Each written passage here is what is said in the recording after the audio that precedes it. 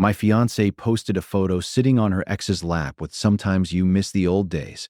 I listed our engagement ring for sale online with the caption, "Engagement off, ring for sale.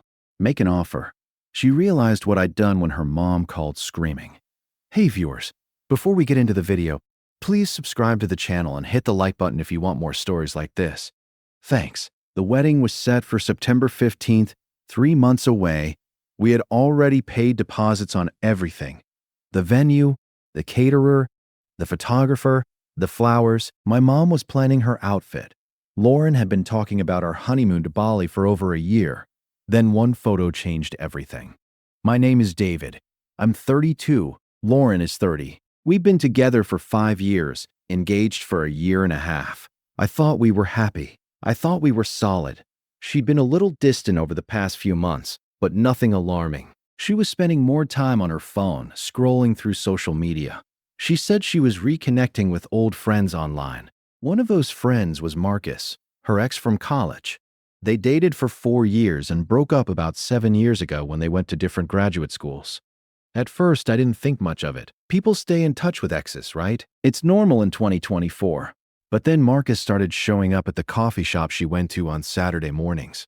She mentioned he was there getting his usual. At the gym she joined 2 months ago, he was there too. At a happy hour with her coworkers downtown, he happened to be there. Always conveniently present, always greeting her like it was planned. Sometimes she'd come home and casually mention that Marcus had been there too, like it was some funny coincidence. Except by week 3, it stopped feeling like one. I brought it up one night while we were getting ready for bed. "Seems like you're running into Marcus a lot." She rolled her eyes. "He's just a friend, David. Don't be that guy. I hate that you're threatened by him." "I'm not threatened. I just think it's weird that he keeps showing up everywhere you go. He works near my gym. He goes to the same coffee place.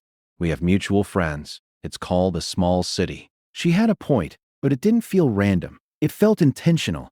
"Did you text him to meet up?" I asked. "No, it's been random. Why are you interrogating me?" "I'm not. I'm just asking." "It feels like you're asking, and I don't like it. I trust you when you hang out with your ex, don't I?" I didn't have an ex I hung out with, and she knew that. But I let it go. I didn't want to be that guy. I didn't want to seem insecure. I trusted her. That was my mistake. The photo. It was Thursday night. Lauren said she was going out with the girls to a club downtown. I had no reason to doubt her. I stayed home, played video games, and went to bed around 11 p.m. Around 1 a.m., my phone started buzzing. Instagram notifications. Lauren had posted new photos. I opened the app, still half asleep. The first photo was Lauren and her friends at the club, all dressed up and smiling at the camera. Normal. The second was the same group in a booth, dancing. The third was Lauren sitting on a man's lap. That man was Marcus. His arm was wrapped around her waist. They were both laughing. Her head tilted back, carefree. They looked comfortable, intimate. The caption read, "Sometimes you miss the old days," followed by a smiling face with smiling eyes. I stared at it for a long time, like if I stared long enough it might change. Like maybe I was misunderstanding it somehow. I wasn't. By the time I finished reading the caption, there were already 47 likes and comments pouring in. "He's cute," one girl wrote. "Haha, yes, queen," another commented. Heart emojis everywhere. One of her friends wrote, "Living your best life," followed by a smiling face with hard eyes. I texted Lauren immediately. "We need to talk about that photo." She didn't respond until 1:47 a.m., still out with the girls. Still having so much fun, on her ex's lap. The next morning, I brought it up over coffee. "That photo from last night, sitting on Marcus's lap." She sighed. "It's just a fun picture, David. Don't be weird about it." "Don't be weird?" "Lauren, you're sitting on your ex's lap at a club while engaged to me. It's not like that. You're being paranoid." "What's it like then?"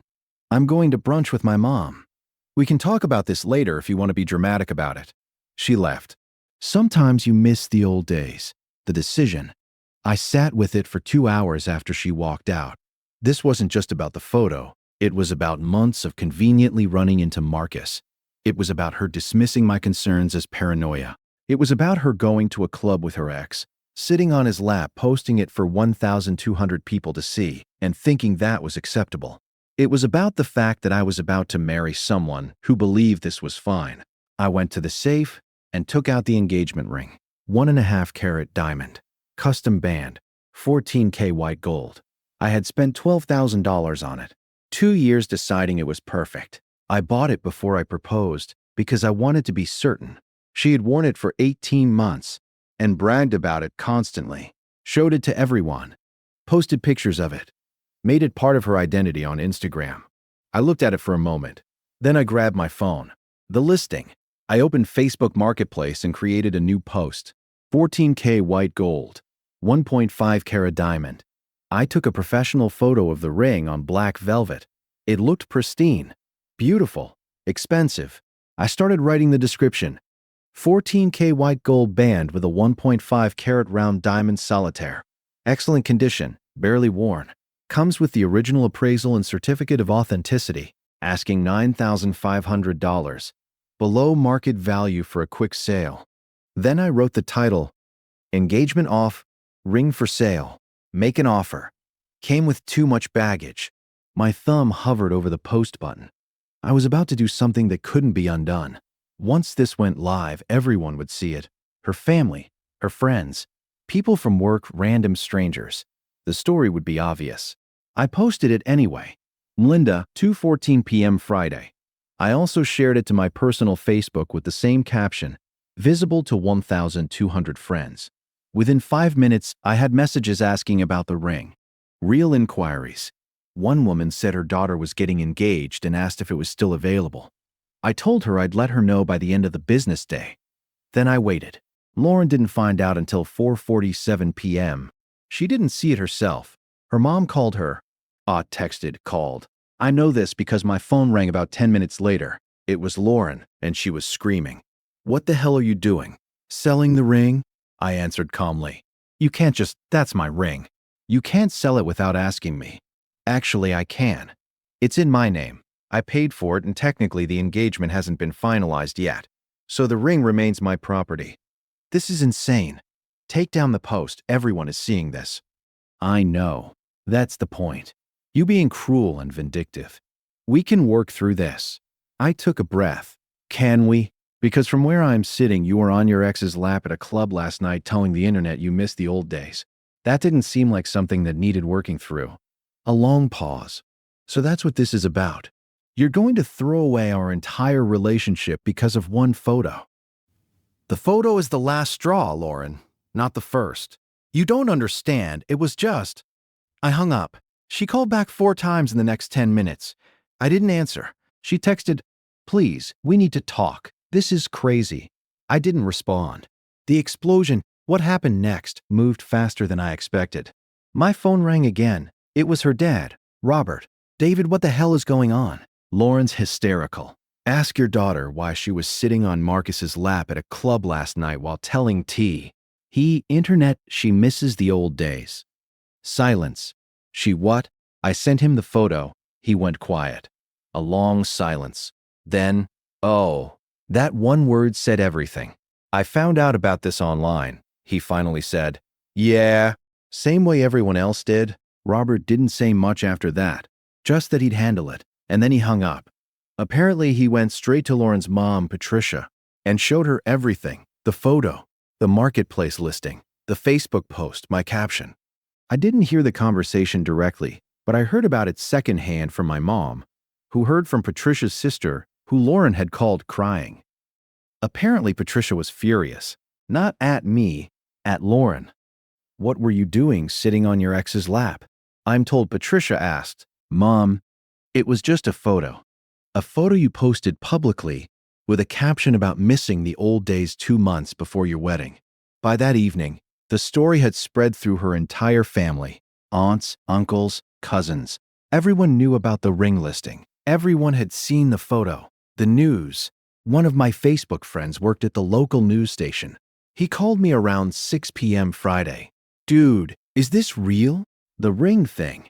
"Yeah. This is insane. Can I run it as a story?" "Sure. Do you want to go on camera?" I thought about it.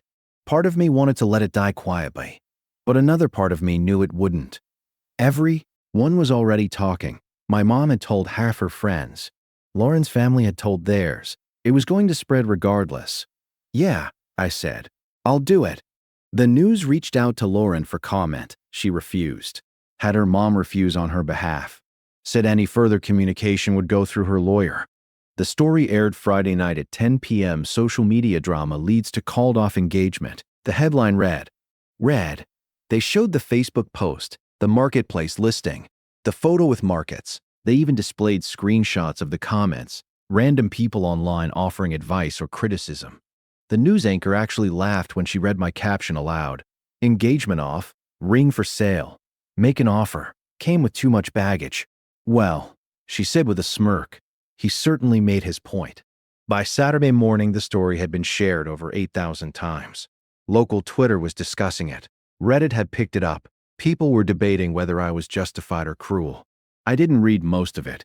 Saturday, I met the buyer, a woman named Susan, at a coffee shop downtown.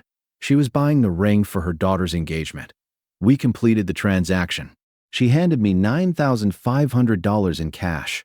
I handed her the ring in a velvet box. Thank you, she said. I hope your next relationship goes better. I smiled. I think it will. Surprisingly, I felt calm. Not angry. Not even hurt. Just relieved. Like a weight had been lifted. The aftermath. Lauren went into damage control mode. She called me 23 times over the weekend. I didn't answer any of them. She texted, I'm sorry. I was stupid. The photo was innocent. Please don't do this. I didn't respond. She posted on Instagram. Some people twist stories for attention. The truth is between me and the people I love. I'm not responding to negativity. The comments were brutal. People screenshotted the photo, the post, my caption. They asked questions. If it was innocent, why post it? Why sit on his lap? What exactly does miss the old days mean? She deleted the post after an hour. Then she tried to have my marketplace listing removed, claiming harassment. Facebook took it down after 12 hours, but by then thousands of screenshots already existed. The image was everywhere. Marcus, apparently panicking, commented on the news story. This is crazy. I'm just a friend. Nothing inappropriate happened. He got ratioed immediately. Then why was she on your lap? Someone replied. Why post that caption? Another asked. 5. Nothing inappropriate, but she's engaged to someone else. A third pointed out. He deleted his comment and unfollowed Lauren on social media. When she tried reaching out to him on Sunday, he didn't respond. The family fallout. Patricia, Lauren's mom, didn't forgive her quickly. She called me Sunday to apologize. I'm sorry, my daughter is an idiot. You did the right thing. I appreciate that, I said, but we both know this didn't start with one photo. What do you mean? I explained the months of conveniently running into Marcus, the late nights, the texts, the vague explanations, the way she dismissed my concerns. Patricia went quiet. How long has this been going on? She finally asked. I don't think anything physical happened, I said, but emotionally, months, at least. Patricia confronted Lauren and demanded answers. Apparently, Lauren broke down and admitted she'd been confused about her feelings for Marcus. She said she didn't mean to let it go that far, that she never truly intended to cheat. She just wanted the excitement of the chase. Patricia called me back Monday morning. She's in therapy now, trying to figure out what she was thinking. That's good, I said, and I meant it. The wedding was officially canceled Monday morning. My lawyer sent a letter to Lauren's lawyer about the deposits. We split the losses 50-50s. The venue was already booking another couple. The caterer had taken on a new client. The photographer found another bride who needed September 15th. Life moved on without us. It had its moment of viral attention. Then people moved on to the next drama. Some Reddit threads still debate it occasionally. Was he right to go public? People ask. Most comments side with me. She was inappropriate. He drew a boundary. Some criticize me.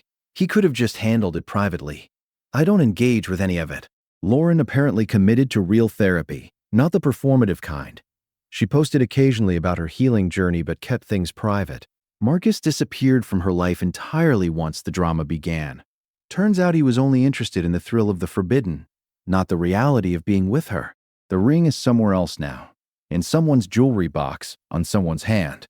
Part of a different love story. I'm doing fine.